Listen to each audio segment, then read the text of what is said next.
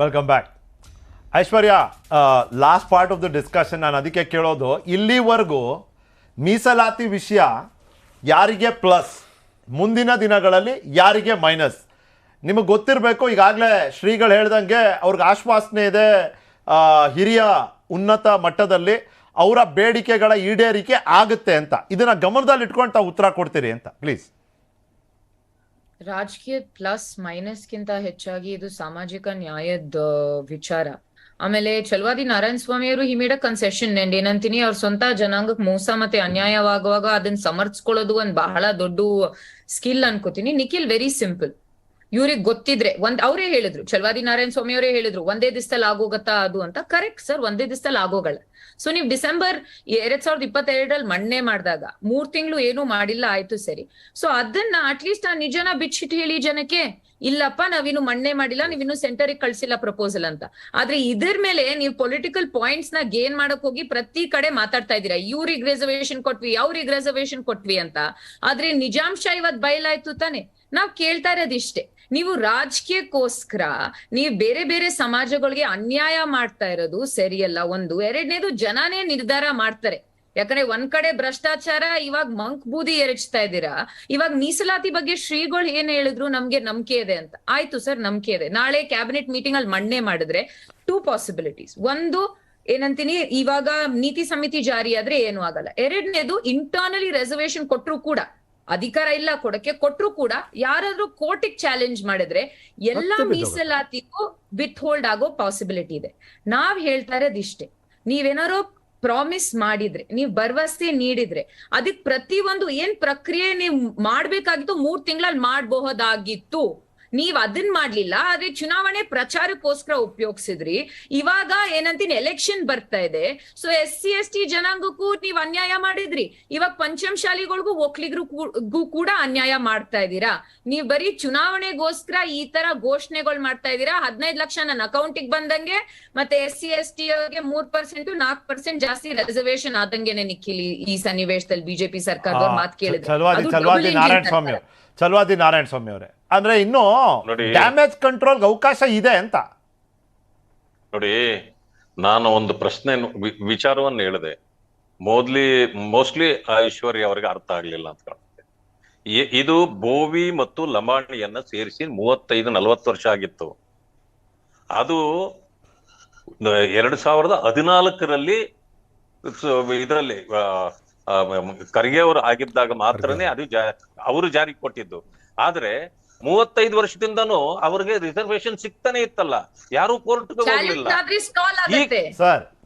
Sir ಇಲ್ಲಿ reservation ಬಗ್ಗೆ ಅಲ್ಲ ಸರ್ ಪ್ರಶ್ನೆ ಇರೋದು ಪ್ರಮಾಣದ್ದು. ಅದನ್ನೇ ಹೇಳ್ತಾ ಇರೋದು. ಪ್ರಮಾಣದ್ದು 15% ಇರೋರಿಗೆ 17% ಕೊಟ್ಟು 3% ಇರೋರಿಗೆ 7% ಕೊಟ್ರೆ ನಂಬರ್ ಆಫ್ ಅವಕಾಶಗಳು ಜಾಸ್ತಿ ಆಗತ್ತಲ್ಲ ಸರ್.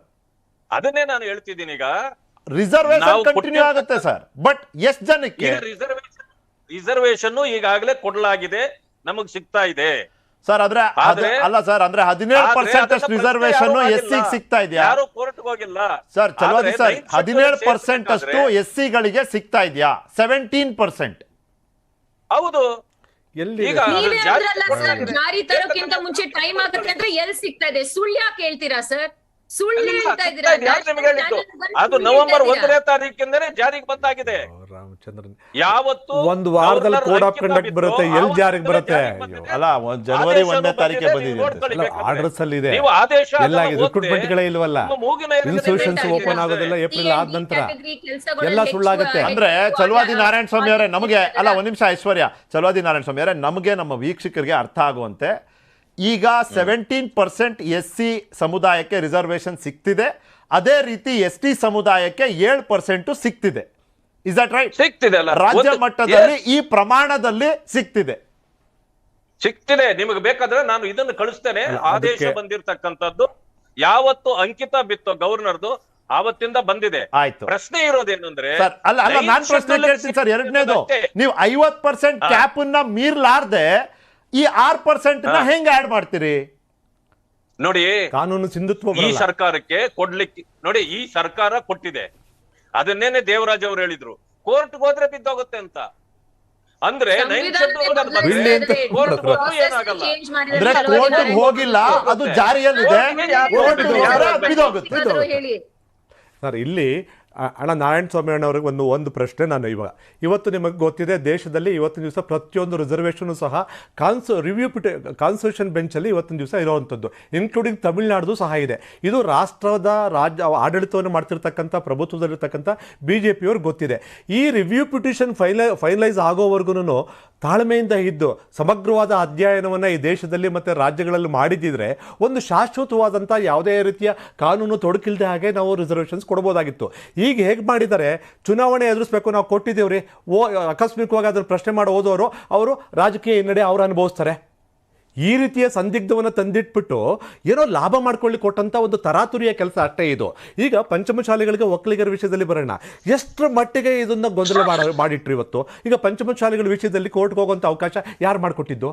ಇವ್ರು ಮಾಡಿದಂಥ ತಪ್ಪುಗಳೇ ಕೋರ್ಟ್ಗೆ ಹೋಗ್ಲಿಕ್ಕೆ ಅವಕಾಶ ಆಗಿದ್ದು. ಪರಮ ಪೂಜ್ಯರಿಗೆ ರಿಸರ್ವೇಷನ್ಸ್ ಕೊಡ್ತೀನಿ ಅಂತ ಹೇಳಿದ್ದು ಇದೇ ಸರ್ಕಾರ, ಅವ್ರನ್ನ ಮೇಲ್ಗಡೆ ಎದ್ದು ಹೋರಾಟ ಮಾಡಲಿಕ್ಕೆ ಪರೋಕ್ಷವಾಗಿ ಒಂದು ರೀತಿ ಪ್ರೇರಣೆ ಮಾಡಿದ್ದು ಇದೇ ಸರ್ಕಾರ. ನಂತರ ಕೋರ್ಟ್ಗೆ ಹೋಗ್ಲಿಕ್ಕೆ ಅವಕಾಶ ಮಾಡಿಕೊಟ್ಟಿದ್ದು ಇದೇ ಸರ್ಕಾರ.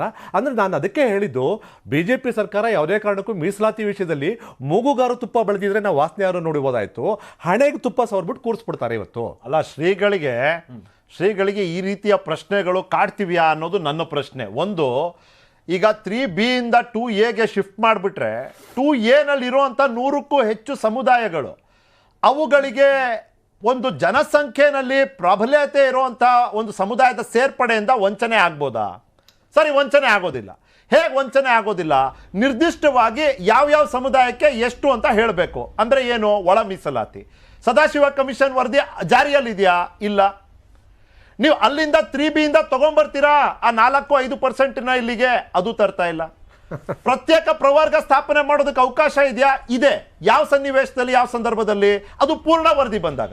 ಪೂರ್ಣ ವರದಿ ಸಲ್ಲಿಕೆ ಆಗೋದು ಯಾರಿಗೆ? ರಾಜ್ಯಕ್ಕೆ. ನಿಮ್ಮ ನಿರೀಕ್ಷೆ ಇರೋದು ಯಾರಿಂದ? ಕೇಂದ್ರದಿಂದ. ಅಂದ್ರೆ ಈ ರೀತಿಯ ಪ್ರಶ್ನೆಗಳು ಶ್ರೀಗಳಿಗೆ ಕಾಡುತ್ತಾ ಅಂತ? ಪ್ಲೀಸ್.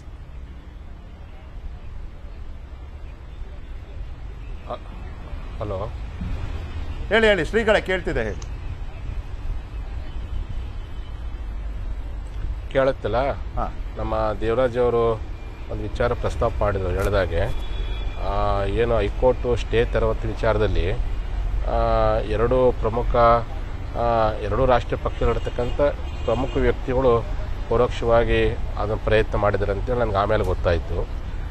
ನಿಮಗೆಲ್ಲ ಗೊತ್ತಿರ್ಬೋದು, ಹಿಂದೆ ಅಡ್ವೊಕೇಟ್ ಜನರಲ್ ಆಗಿ ಕೆಲಸ ಮಾಡಿರ್ತಕ್ಕಂಥ ವ್ಯಕ್ತಿಗಳು ಇದಕ್ಕೆ ಕುಮ್ಮಕ್ಕು ಕೊಟ್ಟರು. ಆ ಸಂದರ್ಭದಲ್ಲಿ ಎಲ್ಲೇ ಒಂದು ಕಡೆ ಆ ಸ್ಟೇ ತರಲಿಕ್ಕೆ ಎರಡೂ ಪಕ್ಷದ ಒಳಗಿರ್ತಕ್ಕಂಥ, ಎರಡೂ ರಾಷ್ಟ್ರೀಯ ಪಕ್ಷ ಒಳಗಿರ್ತಕ್ಕಂಥ ಕೆಲವೊಂದು ವ್ಯಕ್ತಿಗಳು ತಪ್ಪು ಗ್ರಹಿಕೆಯಿಂದನೋ ಅಥವಾ ಯಾವುದೋ ಭ್ರಮೆ ಒಳಪಟ್ಟು ಅಥವಾ ಈ ಸಮಾಜಕ್ಕೆ ಮೀಸಲಾತಿ ಸಿಗಬಾರ್ದನ್ನ ಕಾರಣಕ್ಕೋಸ್ಕರವಾಗಿ ಇದ್ದಕ್ಕಿದ್ದಂಗೆ ಸ್ಟೇ ತರುವಂಥ ಪ್ರಯತ್ನ ಮಾಡಿದ್ದು ಒಂದು ಮೊದಲನೇ ತಪ್ಪು. ಅವರಿಬ್ಬರು ಎರಡೂ ಪಕ್ಷಗಳಿರ್ತಕ್ಕಂಥ ಪ್ರಮುಖ ವ್ಯಕ್ತಿಗಳು.